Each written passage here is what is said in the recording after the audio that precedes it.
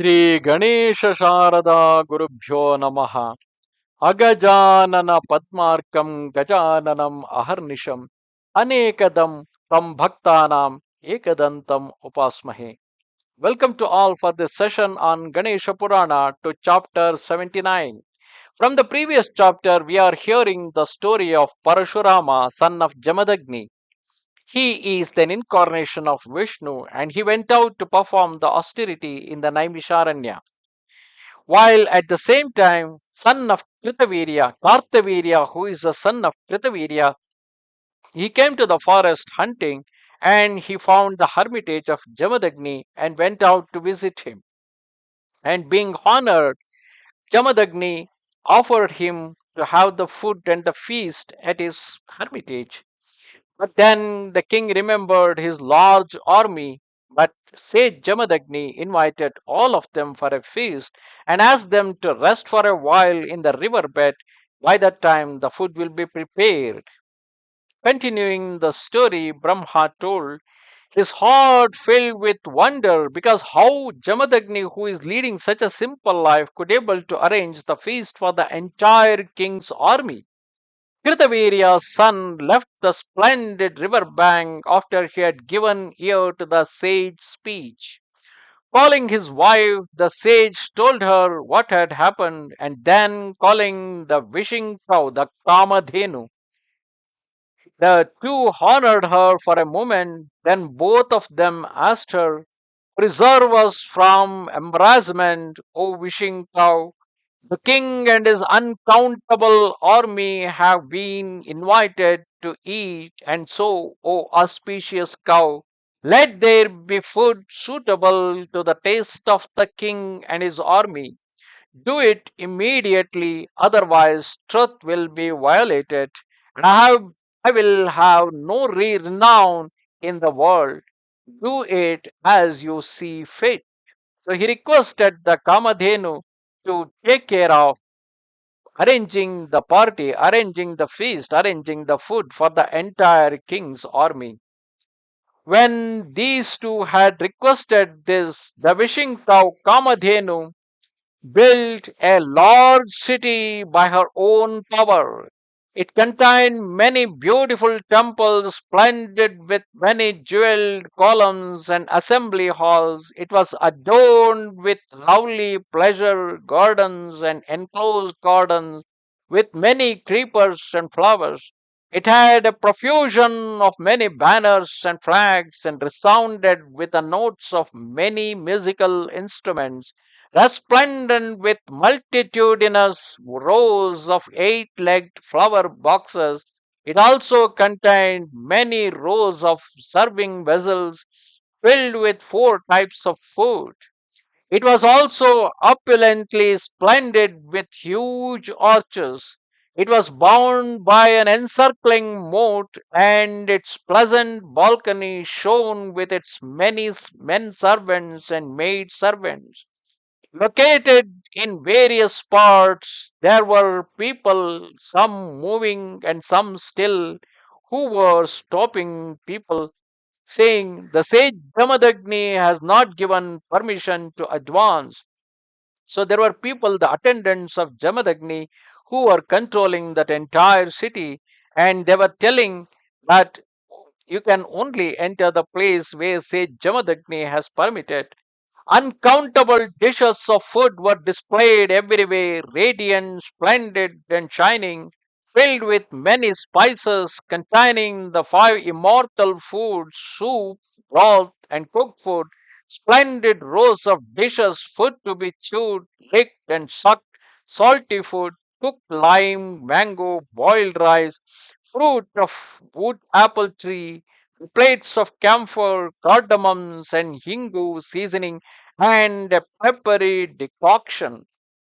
Once the dishes were completed, the sage then invited his group of students, the son of Kartavirya and his army, to eat. Because the wishing cow was perfectly content, then the sage said to his group of pupils, go quickly and summon the king who is staying on the river bank. After they had reached the king, and had initially received his salutations, the pupils offered him a benediction and then communicated the sage's order. O king, proceed carefully with your army for the meal. Innumerable dishes of food containing the six flavors have been served. After getting up from there and summoning his army, King Kartavirya, who had duly performed his ablutions, left with his soldiers.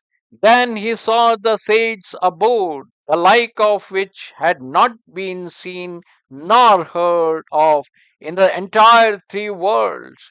When because till that time he had seen only the sage's simple hermitage, but now by the grace of the wishing cow Kamadhenu, because of that reason, an entire huge city has been built in that place. When he reached the arched doorway of the house, he was stopped by doorkeepers who were looking for a signal from the sage. In turn, they were stopped by groups of pupils, and the king then went to the eating hall, where, placing himself in the midst, he observed the sage well. In his heart, he conjectured neither Shiva the destroyer nor Vishnu the protector have such wealth, nor does Brahma the creator. The amount of wealth which was on display in the Jamadagni ashram, which had now turned into a wonderful city, is displaying such a huge amount of wealth which cannot even be found among Brahma, Vishnu, Maheshwara, the trinities. Placing himself in front, the sage then introduced him to every dish, and on receiving the king's assent, he presented the dishes to the soldiers, row after row, as well as to those who were to eat their meal outside. When everyone was seated, he summoned the king to sit down, and to the accompaniment of music and discourse, they then all ate food they had not seen before, sweet fruits and roots as well. And to each other they said, "What's this? What's that?" And they all wondered how this marvel had been achieved. They ate whatever they wanted, and because they had enough, everyone left some food.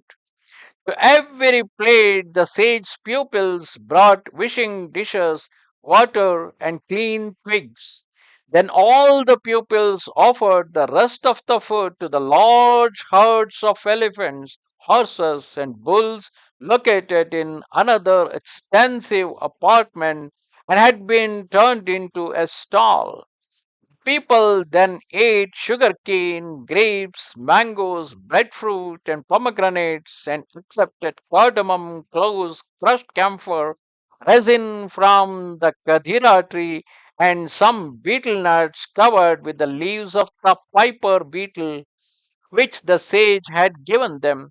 When the sage joyfully gave all of them ornaments and garments in accord with their status, the most valuable one was given to the king. The sage then said, "Since I just subsist on food from the forest, what can I really give a king like you who has Vishnu's appearance and has got everything he wants? By accepting my order that the king and his army should eat in Jamadagni's house, you have given me renown in triple world, and because this has been so auspicious, the word excellent has been sounded in the world. Because even the king Kartavirya himself was having so much of wealth, and for him to accept the invitation of Jamadagni and come to his home and receiving the party, the feast that was given by the sage itself was considered as a honor by Jamadagni. So he uttered the same thing. If a very wicked man accedes to this order, he becomes good, and in all the worlds he becomes highly famed and elevated. By acceding to my order, major fortune, misfortune will not befall you, even if you are far away. So he is also blessing Karthavirya, saying that you will going to have a good life. Then Brahma continued, having given ear to this speech uttered by Jamadagni, the king, his mind filled with amazement, questioned him about it. The king asked, no one has seen this before. Was it done by illusion, or was it done by the power of austerity? Tell me, O truly firm vote man. The sage then said, O king, I have never before told a lie, even in jest, even for the sake of making fun, also, I never told a lie. So, what I am telling you is the truth. The wishing cow did everything. So, all this wealth, what you are seeing, is given by that Kamadhenu. The fate of simpleton is to be impolitic, a great calamity caused by a bad conjunction of planet is imminent. The person may not be interested in showing off his wealth, but then it was a bad time. Though the king and his army, horses, etc., had eaten, and though he had had enough, the king had resolved to take the wishing cow, and he spoke accordingly. So the king Kartavirya told to the sage, I see no value in this cow for the sages whose anxieties are appeased, who eat bulbs, roots, and fruits, who with their minds can cause the creation and destruction, who are without desire, whose senses are conquered, and who are wise. What is the value of prosperity for those who eat air in the forest, who are effective in the attainment of liberation, and whose disposition is towards the recitation of the Vedas? Because the sages normally live a very simple life in the forest. So, what is the use of having a wishing cow for them?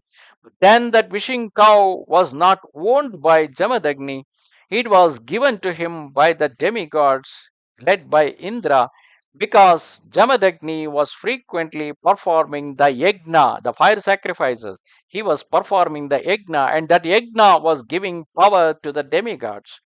And they wanted to make sure that for his yajna, he should be having all the required ingredients with no scarcity, and to ensure the availability of all the things that is required to perform the yajna, it is the demigods who had placed that wishing cow or the Kamadhenu in the house of Jamadagni. But then the king was only looking at the wealth that he was seeing that was generated by that Kamadhenu, and not the necessities of the sage Jamadagni. Actually, it is a ritual, it is the responsibility of the king to ensure that all the hermitages where the yajna is being performed, he should give all their requirements, all their needs, whatever ingredients they require it to perform the yajna. It is the responsibility of the king to provide them. Because the king or the ruler of the place was not providing that required support to the hermitage, the demigods took that responsibility and they offered this wishing cow for them so that it will fulfill all their requirements, not the desires, all their requirements. But the king, being a Kshatriya, he was only after the wealth and the desires. So he is telling there is no use in this wishing cow for those whose disposition is towards recitation of the Shastras, who are conversant with the meaning of Dharma Shastras, who are occupied with yogic exercises. Vast wealth and greatness might be suitable for great works, but a large jewel is unsuitable for you because you are a forest dweller. Therefore, you should gladly give this cow to me, O Brahmin, though you should certainly think of her as remaining in your mind, even though she is with me, O Brahmin. Observe propriety regarding what I have just said. For if not among people, What can powerful kings in conjunction with their armies consisting of four calves not seize in their own or a different kingdom? The kings who, with their four corps, are capable of snatching the other kingdoms, and they can easily do this in a hermitage also. Whatever is available there, they can take it away with their power. And such was the rude way in which the rulers in those days were speaking. While they are supposed to be taking care of the welfare of those gurukulas where the students were taught about the Vedas, instead of making contribution, he is taking away what is even provided by the gods in that place. And it is because of that reason the incarnation of Vishnu has happened, which the very purpose of that incarnation is to kill all such evil rulers who are not taking care of the Gurukulas, who are not taking care of the learned Brahmins, who are not taking care of the maintenance of the Shastras, and Smritis. So the incarnation of Parashurama is to kill all those Kshatriyas, and the seed of that is happening here. Brahma then said, after hearing this speech of weak minded Kartavirya, the great sage Jamadagni fairly blazed with anger like a huge snake, and that Brahmin was like fire, eyes red. He spoke to the king, all but lecturing. The sage then said, you are a good, pure, and a great king whom I requested to eat. But just like the cuckoo which foolishly nourishes and the young crow, I was unaware that, like a heron, there was a dishonesty in your heart. In the end, due to his nature, a crow becomes obsessed with inedible food. I have become quite confused about this friendship with a king. Nobody in the world has seen, heard of, or experienced this. Thus ends the 79th chapter of Upasana Khanda of the glorious Ganesha Purana, in which we have seen the king Karthavirya was being served with the best of the feast, what is required by the entire king's army.